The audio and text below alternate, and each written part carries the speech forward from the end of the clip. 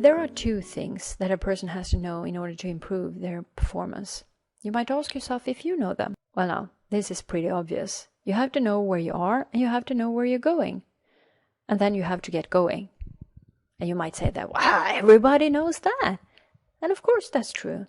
It's so simple and so obvious that we have to ask ourselves, why are so many people stuck? So we'll look at this. We'll see that they probably haven't set a goal. Not many people engage in goal setting in their private sphere of life. Some do in their work, many more don't. Some get their goals from an authoritative source and simply has to fulfill them, one way or another.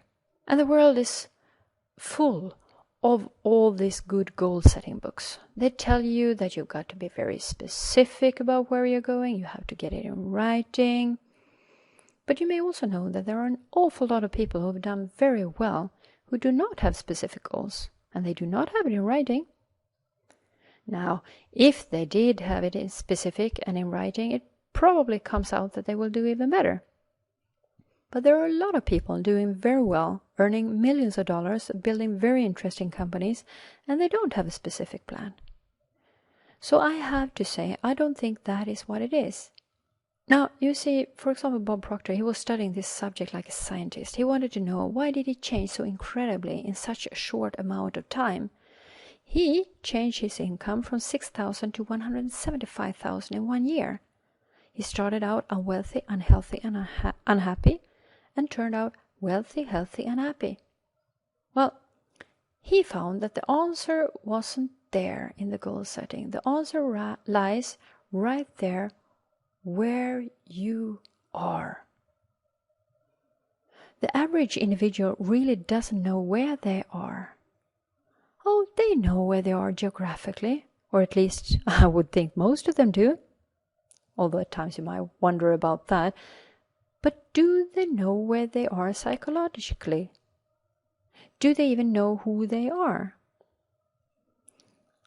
As Proctor pointed out to me when I asked him a question during a seminar, he asked, "Who are you?" I looked at him and said, "Well, I'm Sarah." I thought it was a dumb question. I said, "You're not Sarah. Sarah's your name, but that's not who you are." And I thought, "What do you mean?" Well, said, "That's your name. You're not your name. You have a name." Then I said, "Well, this is me," pointing at my body. Proctor said, "That's your body. You never hear anyone phone into work say, 'Body's not coming in today, it's sick.'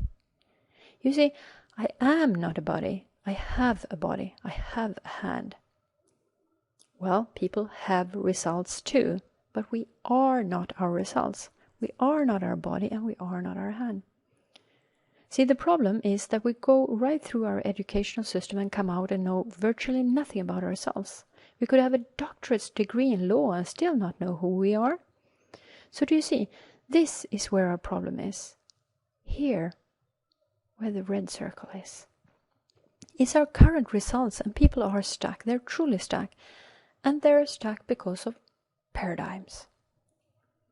Now what we're going to do is that we're going to take the red light out of this paradigm and turn it into a green.